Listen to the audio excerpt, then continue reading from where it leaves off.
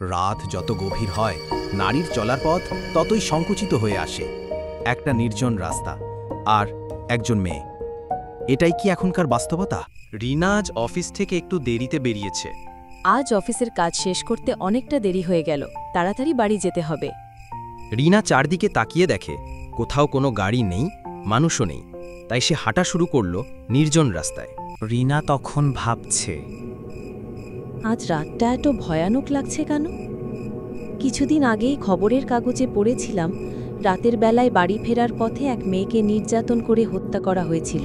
হঠাৎ ফিসফিসানি শোনা যায়, ওই দেখ, একা একটা মেয়ে যাচ্ছে, ধর ওকে। কে বলল এটা? কেউ আছে? রিনা চারদিকে তাকিয়ে হাঁটতে শুরু করে তাড়াতাড়ি। রিনা হঠাৎ কয়েকটি কুকুরকে দেখে ভয় পায়। সে থেমে যায়। না না, এরা তো কুকুর। এরা কি আমায় আক্রমণ করবে? কুকুরগুলো যেন বলছে, ভয় পেও না, আমরা কুকুর, মানুষ না। আমরা মানুষের মতো হিংস্র না যে তোমার ক্ষতি করব। তুমি নির্ভয়ে।